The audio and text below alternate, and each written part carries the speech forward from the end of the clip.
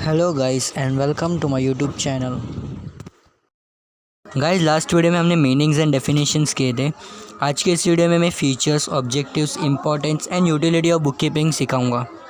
ठीक है, तो अब सबसे पहले हम बात करेंगे फीचर्स ऑफ बुक कीपिंग की। फीचर्स ऑफ बुक कीपिंग में जो फर्स्ट पॉइंट दिया है, it is a method of recording day to day business transactions. हमारे जो बिजनेस ट्रांजेक्शन्स होगा डे टू डे, हम उसे डे टू डे ही रिकॉर्ड करेंगे। जैसे 1 तारीख को अगर कोई ट्रांजेक्शन्स होता है तो हम उसे 1 तारीख को ही रिकॉर्ड करेंगे, उसे 2 तारीख के लिए नहीं पेंडिंग छोड़ेंगे। ठीक है, अब सेकेंड पॉइंट जो दिया है, only financial transactions are recorded. मैंने पिछली वीडियो में बताया था कि मॉनिटरी ट्रांजेक्शन्स जो है, जिसमें पैसों का ही व्यवहार होगा, वही ट्रांजेक्शन्स हम रिकॉर्ड करेंगे। जो क्रेडिट ट्रांजेक्शन है, उधार का ट्रांजेक्शन्स हम रिकॉर्ड नहीं करेंगे। और जो थर्ड पॉइंट दिया है, all records are prepare for a specific period which are useful for future reference.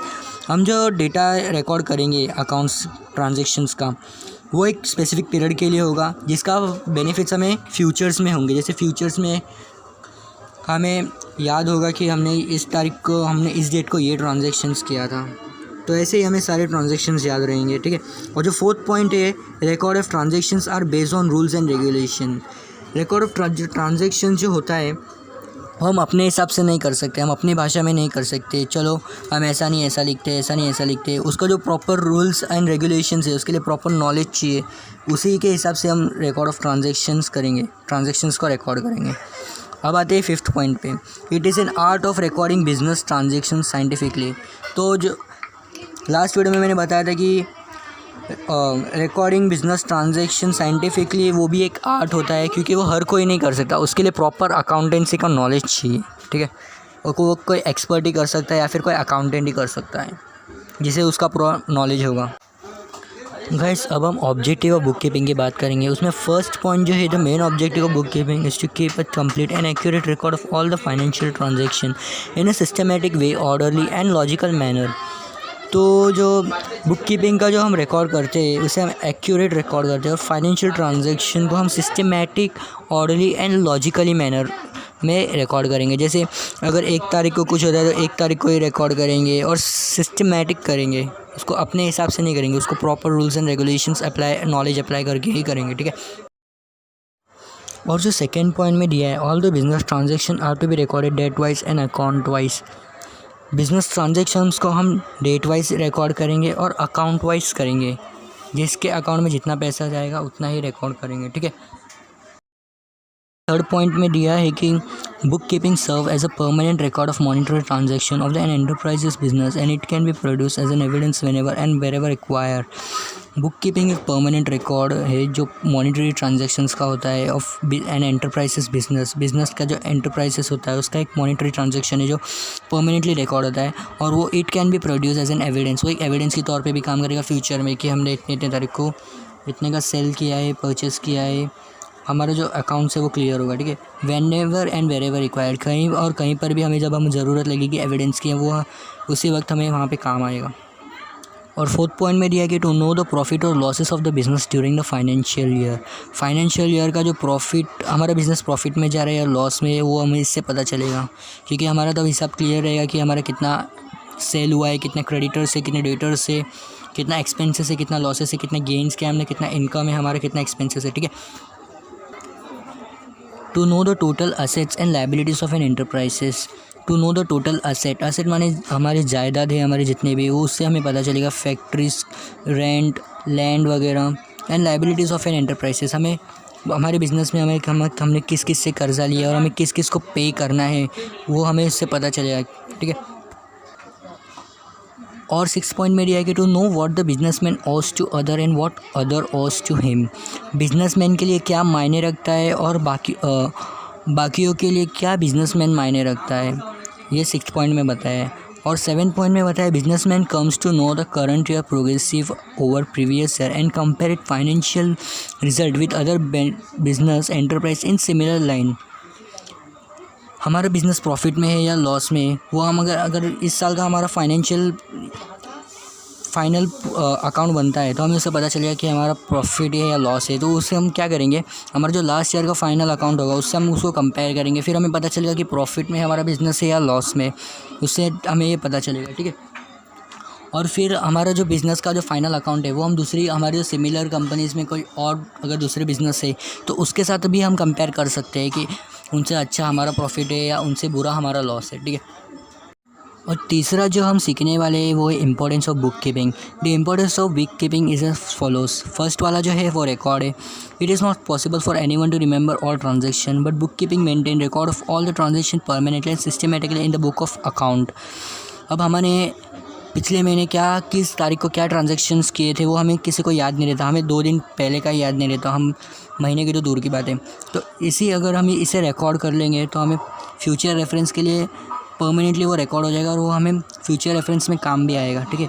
जो सेकंड पॉइंट है वो financial information. Book keeping is useful to get information related to profit loss, asset liabilities, investment in stock etcetera at any given time. Book keeping से हमें क्या पता चलता है कि हमारे बिज़नेस प्रॉफिट में है या लॉस में, हमारे बिज़नेस में कितने असेट्स है, कितनी जायदाद है, कितनों को हमें पैसे पे करने हैं, कितने हमारे इन्वेस्टर्स हैं, कितने हमें इन्वेस्टमेंट किए, और हमारे जो अनसोल्ड गुड्स है वो हमें पता चलेगा फाइनेंशियल ईयर में, ठीक है। और जो तीसरा पॉइंट है वो है decision making. Book keeping provide financial information to the businessman for decision making. Book keeping से जब हमें हमारा हिसाब क्लियर होगा कि हमारे बिज़नेस में इतना प्रॉफिट है, इतना लॉस है, तो हम एक प्रॉपर डिसीजन ले सकते हैं कि हमारा बिज़नेस में हमें क्या क्या चेंजेस लाने हैं, क्या क्या फ्लेक्सिबिलिटीज़ लानी है, ठीक है। और जो फोर्थ पॉइंट है वो है controlling. Book keeping enable the executive of the business to control the activities of the business. Book keeping से क्या होता है, जितने भी ऑफिसर्स या एग्जीक्यूटिव्स बिजनेस में हैं उनको कंट्रोल करने में, एक्टिविटीज़ कंट्रोल करने में उन्हें आसानी होगी, क्योंकि as per the book keeping helps them to show them a proper final account, okay.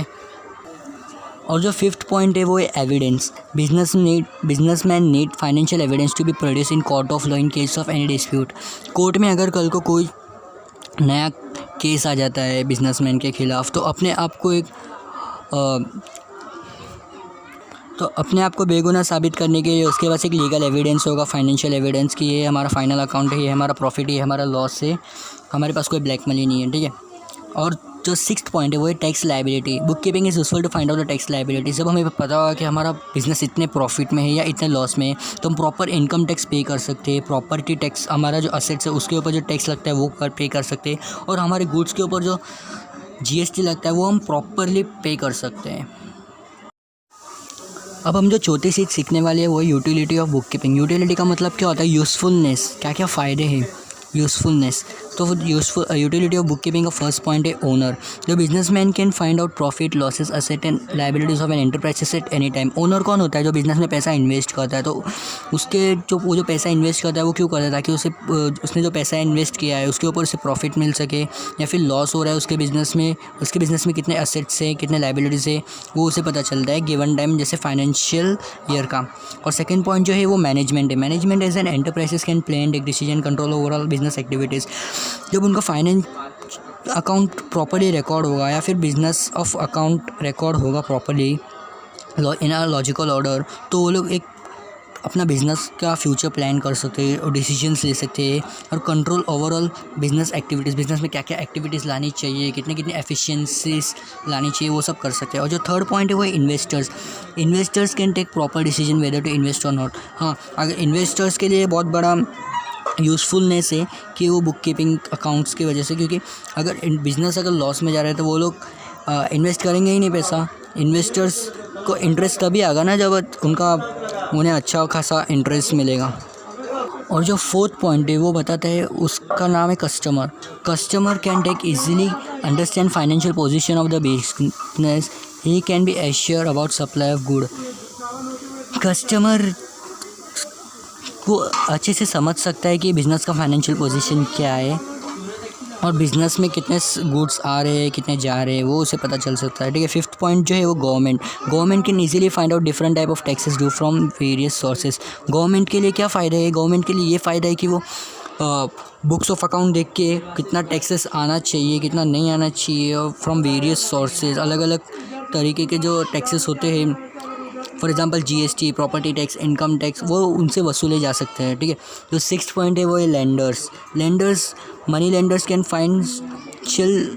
Financial standing of the enterprises for decision to land money or not. Business अगर profit में जा रहा है तो कोई भी मनी लेंडर सोचेगा कि चलो मैं इस बिज़नेस में पैसा इन्वेस्ट करता हूँ ताकि मुझे अच्छा खासा इंटरेस्ट मिल सके, अच्छा खासा मेरा प्रॉफिट हो सके, तो वो मनी इन्वेस्ट कर देगा फटक से। और इफ़ अगर बिज़नेस में अगर लॉस में जा रहा है तो वो क्यों इन्वेस्ट करेगा पैसा? अगर पैसा इन्वेस्ट करेगा भी तो उसका ही लॉस है उसमें, तो वो पहले क्या देखेगा? वो फाइनल अकाउंट देखेगा बिज़नेस का, ठीक है। तो ये मनी लेंडर्स के लिए भी यूज़फुल है। जो हमारा 7 पॉइंट है वो है development. Business enterprises can achieve the business growth with the help of accounting. तो अकाउंटिंग की वजह से ना बिज़नेस एंटरप्राइजेस, बिज़नेस जो ऑर्गेनाइजेशन है उससे हमें पता चलेगा कि हमारा बिज़नेस प्रॉफिट में है या लॉस में, तो हमारे बिज़नेस में कितना डेवलप हो रहा है, हमारा बिज़नेस कितना ग्रोथ कर रहा है, हमें बिज़नेस डाइवर्सिफिकेशन करना चाहिए, एक्सपांशन करना चाहिए, वो बिज़नेस को पता चलेगा, ठीक है। उम्मीद है आप सबको मेरा ये वीडियो पसंद आया होगा। इसे ज़्यादा से ज़्यादा लाइक कीजिए, शेयर कीजिए और अपने दोस्तों के साथ शेयर कीजिए, कमेंट कीजिए और हमें बताइए कि आपको हमारा वीडियो कैसा लग रहा है। और if you have any queries you can follow me on Instagram and there you can ask me your questions. Thank you.